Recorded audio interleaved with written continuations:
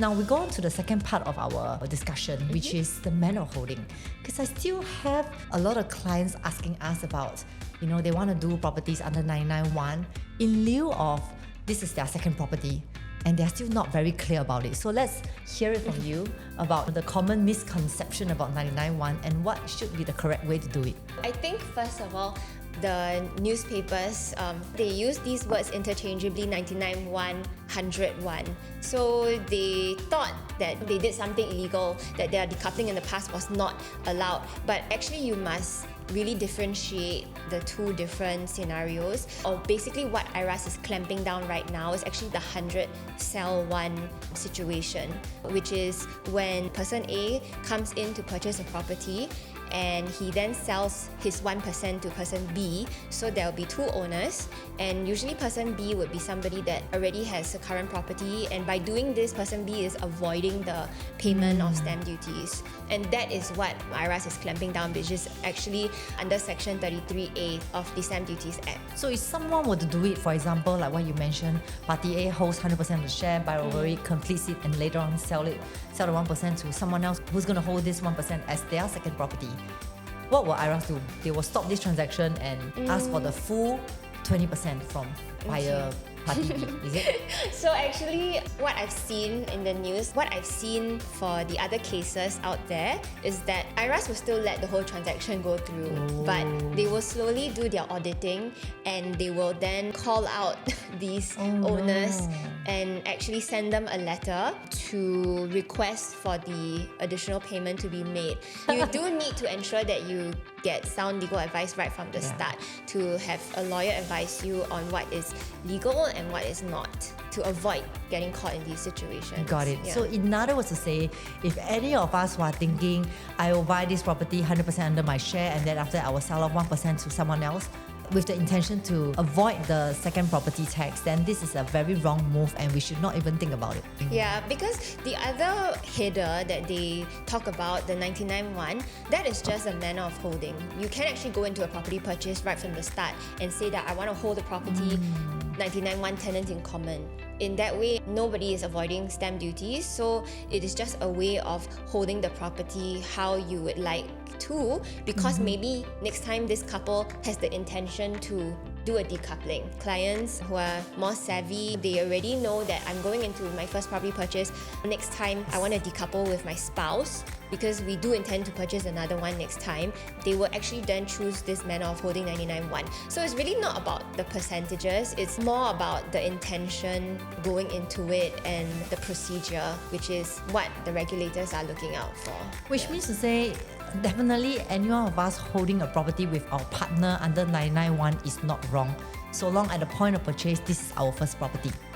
And then the second thing is, it is perfectly fine that we do a forward planning. We buy this with the intention that in the future we will decouple and buy the second one with another spouse's name. We are not actually avoiding any taxes. We are just planning ahead, and that's fine. Yeah. Throughout your years of experience, I'm very sure that this is a question that you have been repeatedly answering many couples. So have you actually faced with a situation? What are the common misconceptions that couples think about 991's arrangement?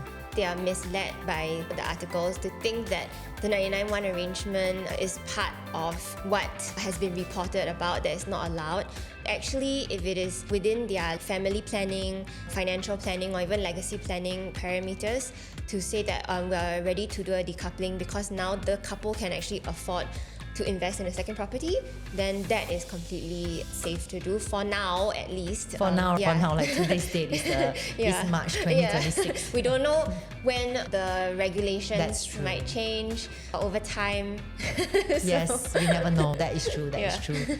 So Debbie, we actually know that right now 991 is very, very common, and all of our purchasers and clients, they are happily buying the house under this manner of holding. But what if during the course of holding, they decided that there's some disputes going on, they want to remove one person's name out and stuff like that? How would this case be treated then? The 1% owner is still a legal owner. You can't just, if you fall out, then I want to remove his name. You have to get the 1% owner's consent as well. So usually you would then need to do a sale and purchase. That would be the most common way to actually purchase the 1% owner's share. However, we also don't know what is their own private arrangement. Like it could be that, this 1% shareholder did contribute monies that is worth more than 1%. Yes. So that's something that they will have to work out as well. Consent is needed. So it's not just treating them as like a placeholder. They are the legal owner and their name is on the title deeds. So they are the registered proprietor. So one thing is that property purchases, when two parties go in, the relationship could be at its best at a point of time. But disputes will start to arise when the relationship dynamic changes or sours. So that's something that you will need to look out for as Think well. about it. Yeah. So I always advise my client that whatever manner of holding you are doing, we always want to keep a record of how much he or she or party A or B has paid. Yeah, So even you if can you're look up. married, a lot of married clients who chooses to do the manner of holding 99.1, they do ask me, so what happens in the event of a divorce? Does the 1% only get 1% of the property? Actually, for the family courts, they are very fair. They will look at not only the direct monetary contribution, but also indirect contributions. So indirect would mean things like payment of renovation, furniture, repair work, or things like who did household chores more, whether the woman, she had to stay home to take care of the kids. So they will actually Weigh out all this. and then they will have their own formula to come out for their own percentage on how it should be split. And also whether there are children in the marriage as well, like whether the marriage is a long or short one. So the percentage of the manner of holding doesn't mean that, that person will only get 1%. There's more layers to the assessment. Yes. Yeah. Okay, so speaking of which, I thought about one case that I just met a friend of mine. Now we're looking out for houses. She's actually renting an apartment right now, and the property was actually owned by the mother and the daughter. So the property was owned 99% mom and 1% daughter. Now you can actually start guessing what is happening right now. All the rental goes to the mom, and all the monetary contributions was done by the mom. But because the daughter have that 1% inside, the daughter now wants to claim from the mother that she will not let her sell this. She will not let the mother make any more money out of this house anymore, and she wants the mom to insist selling. So in this kind of scenario, how do you think the assessment could be? Actually, it's very simple. They can only sell the property if the mum agrees to sell, because the mum is a co-owner, so she has to sign on the documents, on the option as well. So if the mum doesn't agree, then they are stuck. They cannot sell the property at all. But they even send lawyer letter to the mother to insist that she wants to sell the house and all this kind of thing. This is something for litigation.